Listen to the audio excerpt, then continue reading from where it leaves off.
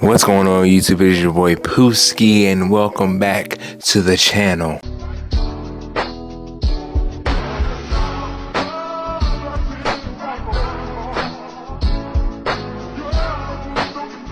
The PBA season is slowly approaching and I want to go over some bowling slang or lingo for some of you guys that aren't in tune with the whole bowling community and the bowling stuff before we get into this PBA season, because starting, I do believe, January 16th, I will be uploading a video after every single PBA tournament. Mark my words.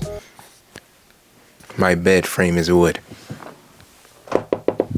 You heard the knock. Every PBA event will have a breakdown and going over the highs and the lows, the top players, the bottom players, and all around. I got my Bowl TV membership back, so we're going to keep up with that. We probably keep up with college bowling also. We're just going to be all bowling okay over here. So y'all go ahead, like, comment, and subscribe, all right? And let's go ahead and get into this video about some bowling 101. Vocabulary. First, I found this just kind of interesting because I never heard of this. The address. The address is the bowler's stance before beginning the approach.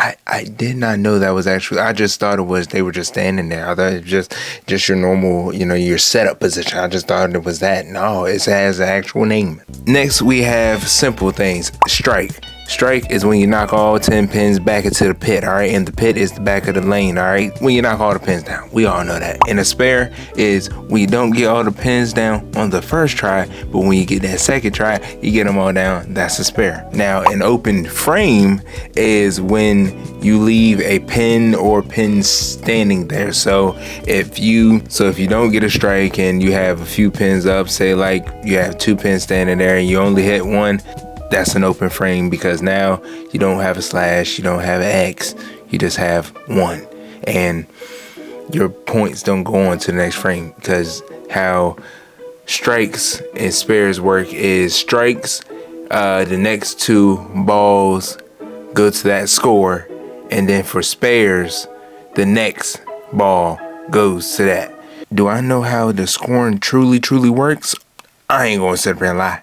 No, one day. All right, so let's get into what types of strikes and the names of them, because you have so many names you might hear on the PBA telecast, or you might hear me say. You have the turkey, which is 3 strikes in a row. You have ham bone. Shouts out to Rob Stone. I do believe he is the one that is the originator of that, because he said that turkey and all these funny names, he wants to create one, and he created ham bone. Tell the story about ham bone. Oh man, one of the first events I did, I said, hey, he's rolling for a turkey, which is 3 strikes in a row. Some of the lingo I did know, and I'm still learning. And I asked my guy next to me, I'm like, well, what is, how to get the name turkey? He's like, I don't know. Looking for a turkey. That's a bowling term I just learned. I don't understand it, but let's eat. Turkey's on the plate. My goal this year is to come up with a term for 4 strikes in a row. What's 4 strikes in a row? And he said, I don't know. I said, well, let's give it a name. I said, it's ham bone. So looking for a turkey here on this holiday weekend. I think I'm going to call 4 strikes in a row a ham bone. 21, looking for a ham bone. One time. There's a handful. Yeah. Ham bone! Yeah. That's a handful, son. Not gonna take it. And then you have your Pabst Blue Ribbon 6 pack, meaning 6 strikes in a row. And then what happens? Don't they win don't everybody in the bowling center get a Pabst Blue Ribbon drink or beer or something like that? I don't know. They'll explain it on the telecast in the future. Okay, so when you see pins flying around back there, once you hit them, and you see a pin just one single pin either rolling or flying across. But I had to throw your 269 in there. Are you? Yeah! Do your job, Messenger. Oh, come on, Messenger, do your job. That right there is called a messenger. All right, a perfect game or a 300 game is when you get 12 strikes. Some may be ugly. Some may not even hit the pocket, but they still are strikes. That right there is a 300 game, the max score, the perfect score, the perfect game. A Lily is a 5-7-10 split. Did not know that. I'm telling you, if you go to the PBA, they literally have a glossary or a dictionary of the bowling lingo and slang. You can just scroll all day. Alright, so sometimes in the PBA telecast, you might hear Randy Peterson, Rob Stone, Dave Ryan, or so on, talking about can this bowler set themselves up beautifully for the 10th frame in the foundation frame. If you don't know what that is the 9th frame. If you use context clues, it's kind of sort of, and if you just look at it, it'll be the 9th frame. All right, the foul line. The foul line is literally the line that if you go over, you might hear a little buzzer, and it separates the approach and the lane. So the approach is what you walk on to go up and bowl. That space in between there with the ball return and all that, that's the approach, okay? And then you have the lane. A clean game, that is when you have no open frames, meaning you have been striking or sparing the whole game, and all you see are lines on your scoring band. It's a beautiful thing to see, even though those spares could be strikes, and you know it. 9 times out of 10, it will be like a 10 pin, 9 pin, a single pin, 1 pin standing, and then the rest will be strikes, except for like 1 or 2 frames that'll be just irritating. And you could have had that 300 if they just would have fell down. I've been in too many situations like that.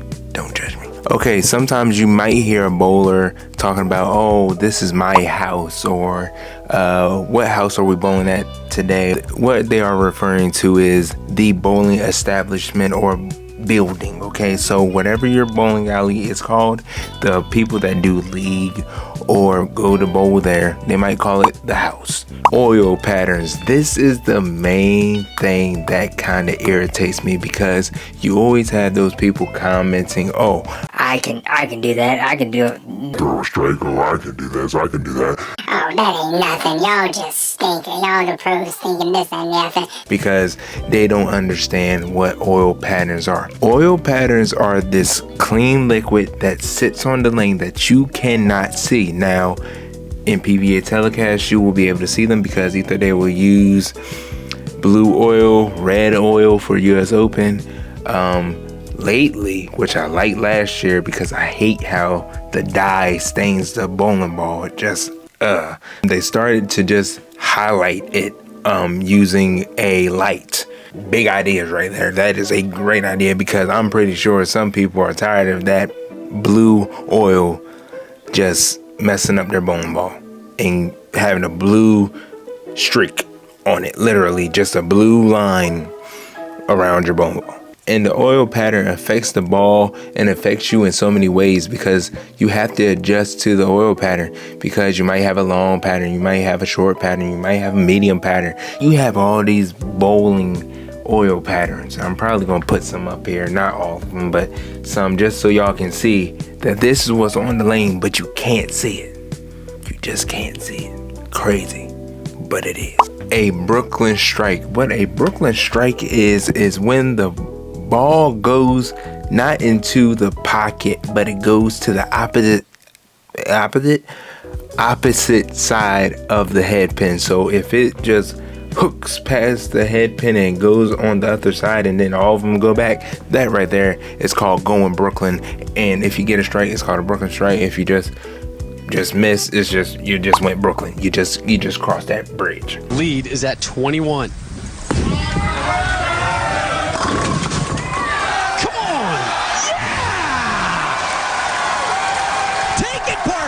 Take it, son! All right, last one I'm going to give y'all, because there are so many. I'm telling you, go on the PBA website and just scroll your life away and see all of them, is bad rack. This is something that you will hear bowlers complain about, especially in a house that they just know bad racks are in, or they just aren't bowling good. They'll literally start looking and be like, oh, it's the bad rack. It's a bad, look how that pin is just off spot. When a pin is off spot or some of the pins just don't look right, that's called a bad rack. And most times when it's on a PBA telecast, they'll just ask for a re-rack. They get 2 of them each game, or is it in the whole show? But they get 2 of them, and it gives you a whole new set of pins, and hopefully that's a better rack. That is a little bit of bowling lingo for you guys. I can't wait for this PBA 2024 National Tour season to start, because these videos are going to be coming out very, very consistently, and I really have to pay attention this time because I actually want to do a power rankings. I want to do stuff with the PBA Elite League, of course. It's going to be a whole lot. And then, of course, I'm still doing like bowling ball videos, so because I also want a ball that I have seen, that I have been seeing. But anyways, that's for future. Comment, like, subscribe if you ain't already. Subscribe, people. We working hard. We almost to 1,000. We're working, we're grinding. So join. Everybody in the club make it loud. And let me hear some noise from the crowd.